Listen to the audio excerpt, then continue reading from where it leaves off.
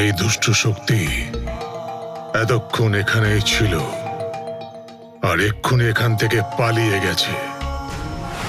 রাজশেখর, এদিকে এসো। কি হয়েছে স্বামীজি? এই ঘরেই দুষ্ট শক্তি ছিল। হ্যাঁ? মনে হচ্ছে দেবী এসব কিছু করিয়েছে, তাই এখন এখান থেকে পালিয়ে গেছে। এসব কি ঘটছে এখানে? দেবী! কি হয়েছে দাদা? দেবী কোথায়? দেবী এক্ষুনি রাগের মাথায় অটো করে এখান থেকে চলে গেল।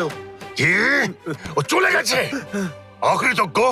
আমাকে এতদিন দাদা বলে শেষে এই বাড়ির সর্বনাশ করছে। এরকম জঘন্য কাজ করে নিজের বিপদ রেখে আনছে। ও যদি কোনোদিন এ বাড়িতে ফিরে আসে আর আমাকে দাদা বলে ডাকে, তাহলে আমি ওকে সত্যি সত্যি একেবারে শেষ করে দেব। দাদা! কিসের জামাইবাবু? বেরিয়ে যাও তুমি এই মুহূর্তে। Get out from here!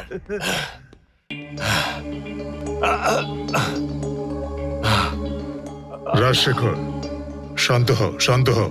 Swamiji, Swamiji, চলো রাজশেখর, তোমার সঙ্গে আমার কিছু কথা বলার আছে।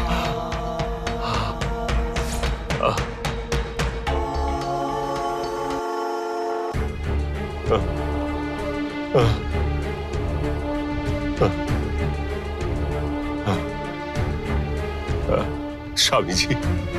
গঙ্গা যতদিন কুমারী থাকবে ততদিন নানা রকম সমস্যা দেখা দেবে। আজকের দিনটা খুব শুভ। আজকেই ওদের বউ ভাতের ব্যবস্থা করে ফেলো। কোনোভাবেই এই অনুষ্ঠানটা আর বেশি দেরি করা চলবে না, তাহলে বেশি সমস্যা দেখা দিতে পারে, আর তখন হয়তো আমি এসেও তোমাকে রক্ষা করতে পারবো না। ঠিক আছে স্বামীজি, তাই হবে।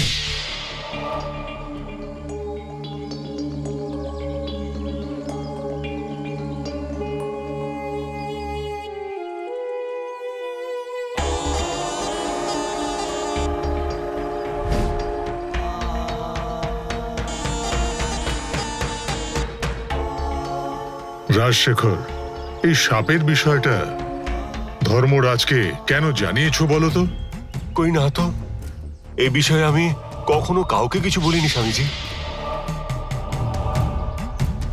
আমি আর তুমি মিলে কি করেছি সেটা ওর জানা আছে, এটাও বলেছিল। এইসব বলেও আমাকে আমার রাস্তা বদলাতে বাধ্য করলো। একদম মিথ্যে কথা। এই সাপের বিষয়ে আমি কোনোদিন কাউকে কিছু বলিনি, এমনকি আমার ছেলেও জানে না। এই বিষয়টা তো আমি এতদিন গোপন করে রেখেছি। তাহলে এইসব কথা ও আমাকে কি করে বললো? রাজনীতি করতে করতেও আমাদের সাথে চাল চালছে, বুঝতে পারছো না? এই রহস্যের বিষয় শুধু আমরা 6 জনই জানি।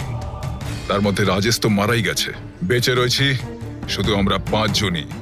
আমরা ছাড়া এই বিষয় জানার আর কারো চান্সই নেই। ও এরকম বলছে বলে তুমি আবার কিছু বলনি তো? না, আমি কিছুই বলিনি, কিন্তু যাই হোক, ওই ঢিবির বিষয়ে একটু বেশি সতর্ক থাকতে হবে। তার কারণ ধর্মরাজ যেমন আত্মাকে মুক্ত করে দিয়েছে, তেমন যদি সাপকেও মুক্ত করে দেয় তাহলে মুশকিল হবে। এ আপনি কি বলছেন স্বামীজি? ধর্মরাজ ওই ভূতকে মুক্ত করে দিয়েছে? ঠিক ধরেছ, সেটা মনে হয় অজান্তেই করে ফেলেছে। আমি ওর সঙ্গে কথা বলেছি। তুমি আর এই বিষয়টা নিয়ে বেশি ভেবো না। ঠিক আছে কুমার, চলো যাওয়া যাক। হ্যাঁ চলো। কি রাজশেখর, শেষ পর্যন্ত বাড়িতে ভূত টুত পুষতে শুরু করলি? সে আর বলিস না, অনেক বড় কাহিনী। স্বামীজি আছেন আমাদের পাশে, তুই কোনো চিন্তা করিস না, এত ভয় পাওয়ার কারণ না নেই। ঠিক, কিন্তু স্বামীজি বা কত দিক সামলাবে না? আমাদেরও তো সাবধানে থাকতে হবে, তাই নয় কি? তুই এদিকে আবার কখনো যদি আসিস কুমার, তাহলে আমার বাড়িতে অবশ্যই আসিস কিন্তু। এত বড় মহল থাকতে আমি বাইরে কেন থাকতে যাব? আমি নিশ্চয়ই ঠিক এখানেই আছে আসবো। কুমার। স্বামীজি বসুন।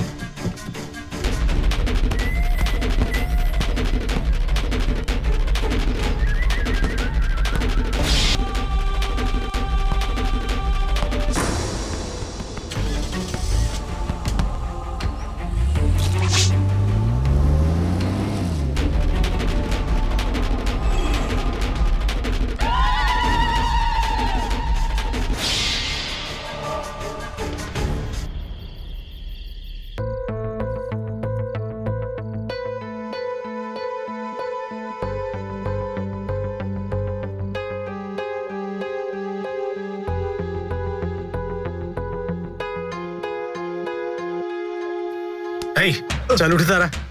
কি হয়েছে বাবা? এত জরুরি কাজ ফেলে তুই মোবাইলে গেম খেলে বেড়াচ্ছিস?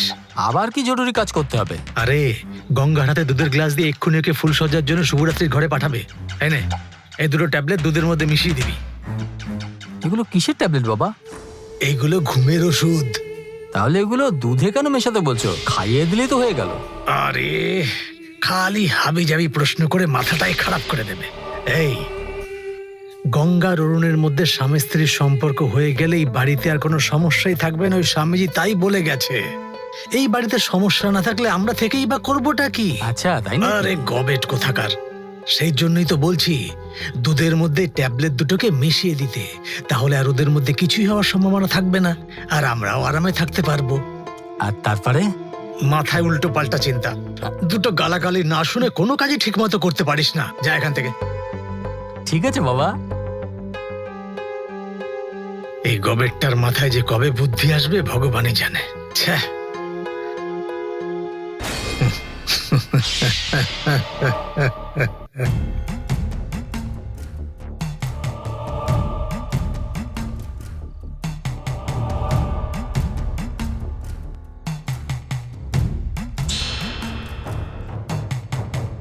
আচ্ছা, মিষ্টি রয়েছে, দুধ রয়েছে, ফল রয়েছে, এইসব নিশ্চয়ই ফুলসজ্জার ঘরে যাবে।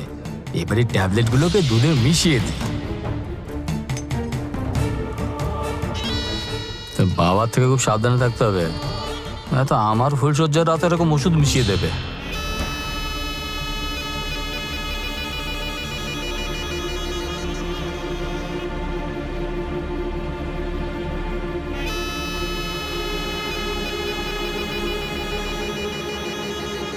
নন্দিনী, তুই কি জানিস আজকে কিসের দিন?